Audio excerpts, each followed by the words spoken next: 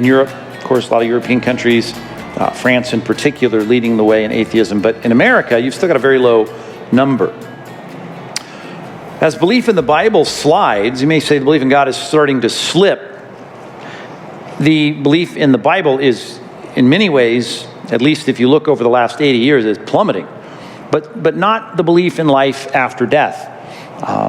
There's a lot of folks now, up to 22%, who would say, I don't believe the Bible is an accurate book. They might say it as firmly as, I think it's full of fables and myths. So that number is growing. If you look at that, that's a pretty big number. And only 78% would say something like, well, I trust the Bible as a reliable source of history or what have you. So doubt in the Bible is definitely up, or definitely down. But belief in the afterlife is actually moving up. The trajectory is slow because it's such a high number. But today, more people would say, in America at least, I'm speaking American stats now, more people today would say they believe in the afterlife today than they did 30 years ago. And yet the belief in the Bible in the last 30 years has gone down at a good clip. So that presents us with a particular challenge. And yet when you talk to someone, if it's your waiter or someone you're waiting, with at the tire store or whatever, and you talk about the afterlife, most people are already there. They believe there's something beyond the grave. And I think that's an important place for us to begin, is to think that through. The reason for that biblically is that we have an imprint of immortality. An imprint of immortality. And I just thought it would be good to take a quick second to step back and say, well, what do we even mean by that word? Immortality. We talk about mortals, mere mortals.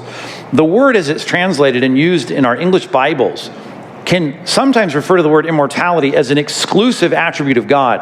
1 Timothy chapter 6, verses 15 and 16 says, He who is blessed and the only sovereign, King of kings and Lord of lords, who alone has immortality. He dwells in unapproachable light. That picture of God being the only one who is immortal.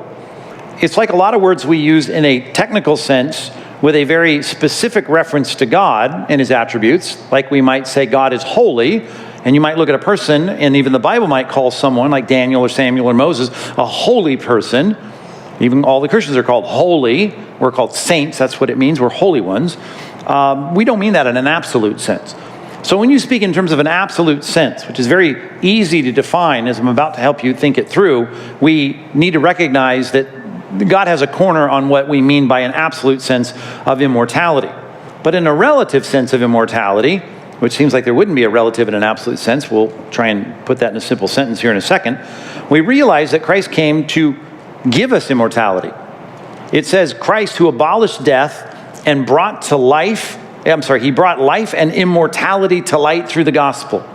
So there's something about the word immortality that we get to share in because of Christ and the gospel, assuming, of course, that we respond rightly to it. And we're thinking about, in particular, what 1 Corinthians chapter 15, verse 53 is talking about, and that is that we know mortality, as we describe it in terms of human beings, is that we are temporal beings. We are temporal in the sense that we have a beginning, and in our human biology, we have an end.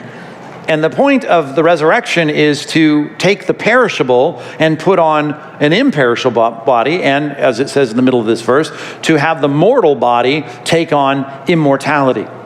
So there's a couple different senses to this. Three, really, if you think about it. There's the immortality of God, who was always, who is, of course, now, and is to come forever. He was, he is to come. That's the ultimate definition of immortality. Now, there's a sense of mortality when you look at biology, and that someone was born on a particular day. You walk through the cemetery, they'll have a date on there when they were born, and you have a date on there when they have died. There's mortality. There's a mortal being. He wasn't before he was born, and now he's died. And so we say, well, there's a little tiny space of time that this person was. But we go, well, wait a minute. We know that's not the case, because though we have no definitions in Scripture for existing before we're born, we have all this discussion about life after death, and we recognize that there's an ongoing consciousness and reality after this life. So we would say, okay, so everyone is going to live after they die. But the question is, how are they going to live?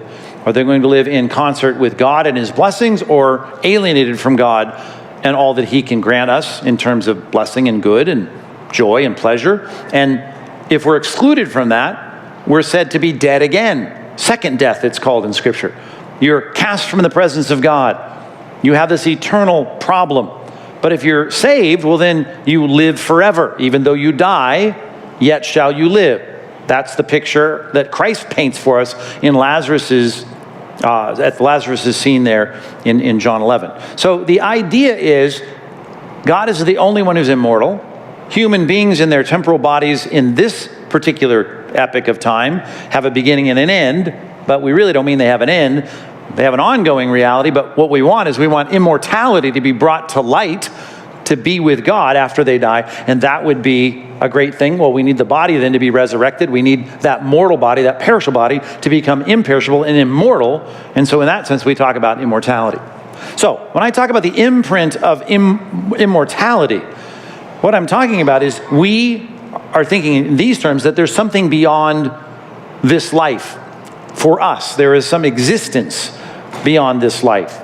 Who we are goes beyond what we experience between those two dates on the headstone. And Genesis 1 verse 27 helps us in this regard because we know, unlike other things like creatures that may have some kind of existence, maybe not the reflexive nature that we have, maybe even not the kind of sentient realities that we experience, but we know there are creatures and animals and all kinds of beasts of the field and fish of the sea, and they're like us in the sense they share the same definitional biology in many regards. But God has created us unique. There's a unique special group of people called human beings that were made in the image of God. He creates them, male and female, the same in the sense that they both reflect the image of God. Well, God is the God who is immortal. He possesses immortality. He creates beings now, pulls them out of the dust of the earth, breathes into them the breath of life. And there's something about the nature of those individuals now that are encased in humanity, encased in a body, in a physical container, and they're enmeshed in that container. They have in the sense of who they are, a sense of immortality. They know there's something beyond this life. They intuitively recognize that. Not to mention they were designed to experience that. Genesis chapter 3, that's the bottom of the curse. Remember, they were caught. Of course, they were going to be caught, all in the open view of God, disobeying God's command. And so God then is going to punish them. And you know, as he goes through that list of things, the very last thing, and we don't often read it as carefully as we read the other things like pain in childbirth and sweat of your brow and to the dust you shall return. Well, the next thing that it describes in that passage is guarding the tree of life. So the cherubim are posted there so they can't eat the tree of life. Why? Lest he reach out his hand, speaking of Adam here, and take also of the tree of life and eat and live forever. Well, living forever is kind of the second tier definition of immortality. And we know God had made individuals, at least on paper, the intention is for them to live forever. And in that sense, they're immortal. And they have a reality in their own design of being immortal. And that's the way they think, that's the way they feel. That feels right to them to live forever.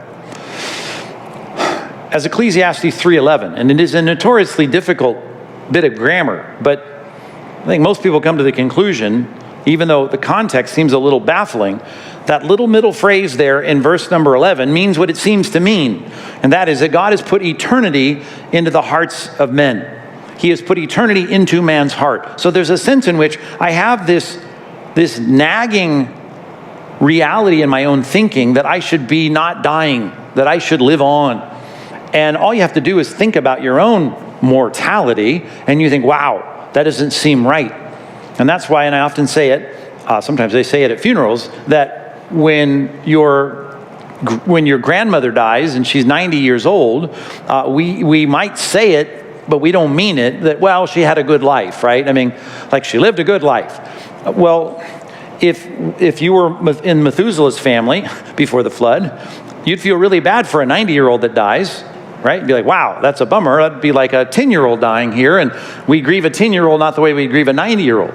Well, that's all relative, of course. The world changed, as we know, as I've tried to posit at least, and we have a whole different world, and it's more hostile toward biological life, and so we die a lot earlier, precipitously, on an actual equation that you can spell out if you're the mathematician, and guys have done it, to show how after the flood we see this precipitous fall in the lifespan of individuals.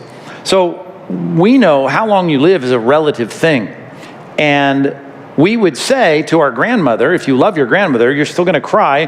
The only reason you would say, well, she lived a good life and it's good that Ethel's gone, is because you're concerned about her pain. You're concerned about the fact that she's not who she used to be. But see, if all of that is not an issue, you want grandma to live, if you love her, as long as possible. Just like you when you're 90, if you are functional, if you are able to do what you can do, you'll be like, well, of course I want to keep going. I want my relationships to last. Death is that intrusion. And all I'm trying to say is, biblically, the rationale is everyone is made in the image of God. Everyone carries around a sense of immortality. So that's why we can deny our origins in an evolutionary story. We can deny a lot of spiritual realities because we feel like all you can see in terms of reality, all that is in terms of reality is what I can see, taste, touch, and smell, and hear. You can even believe there's no God. But all of those are going to be less on the stats than people saying, well, I think there's life after death, because there's something about the ontology of who human beings are that say, I think I should be living on. I don't think I should be dying. I don't think I should cease to exist.